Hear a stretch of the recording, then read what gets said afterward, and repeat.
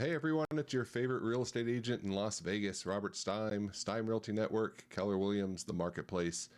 I wanted to bring you this week's market update. So for April 5th, looking at single family residences, here's what we've got.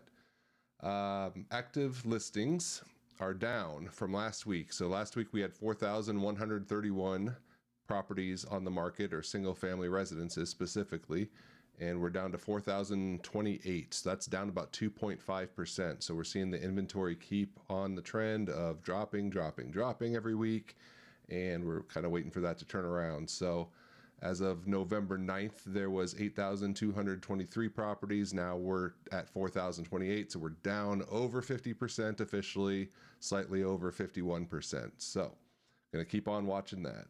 The average sales price now has decreased from 522,000 and some change to 508,000 and some change. So that number for the average sales price is down nearly 3%. But in comparison to the median sales price, that number actually held steady at 430. So it was 430,000 last week, 430,000 this week. No change there. What that tells me, the average sales price dropped, just fewer higher end houses sold, so it didn't drag the average price up as high, but the median price staying the same. Kind of tells us a story that we're staying pretty consistent there. Notices of defaults on the rise. We keep on watching that. The running total we've got added 51 notice of defaults that were filed last week. That puts us at a total of 587 new filings over the past 14 weeks now. So that number keeps on rising, and 51's a little bit bigger than usual in comparison to the last few weeks.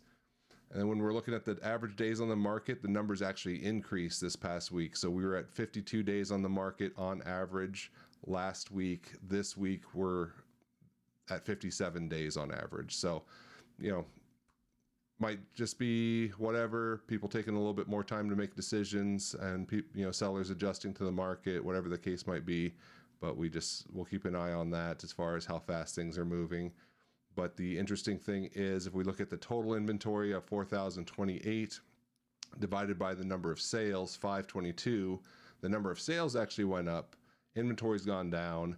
So what that translates to, the weeks of inventory that are available, we're at 7.7 weeks right now. Last week we were at 9. And so we've dropped as far as number of available homes on the market for people to buy. And if we look at what we talked about before, 6 months is kind of considered a pretty balanced market. More than 6 months of inventory is a buyer's market. Less than 6 months inventory is usually a seller's market. And we're looking at about 2 months, less than 2 months of inventory currently. So by definition, we're still a seller's market. Sellers have the upper hand in most cases. However, there are still situations where sellers are a little bit more motivated, activity's down, buyers are being able to negotiate some pretty decent deals and some help with the closing costs. And we have to just take everything case by case as always. And then as far as key factors driving the real estate market lately, it's still the same thing, higher interest rates versus shrinking inventory. So we're still watching that relationship. The higher interest rates makes the payments higher, makes buyers a little bit more reluctant to buy something right this minute. They're hoping the interest rates come back down. We don't know if that's going to happen. So we'll kind of keep an eye on that.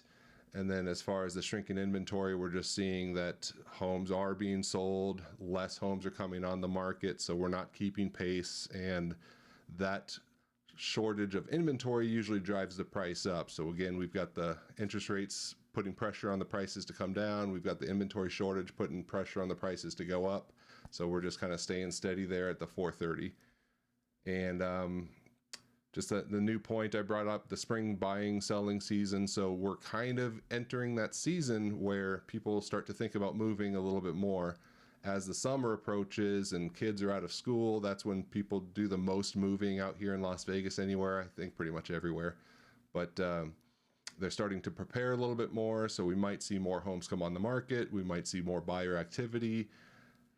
Depends which one goes up more, where the prices are going to go. But I think we're going to stay pretty balanced overall. I don't see any major changes. If the market gets flooded with a whole bunch of people that decide they have to move and want to try selling, then inventory could spike, And if the buyers don't pick up and interest rates still high, we could see some pressure on the prices to come down.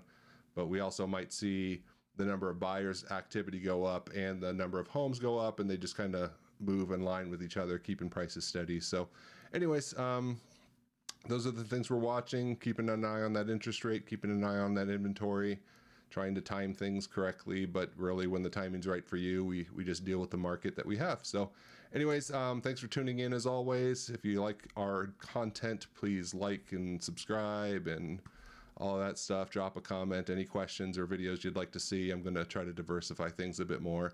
And of course, if there's any one-on-one or specific advice that you would like on your situation, you can contact me with the information below. But we'll see you next week. Thanks so much.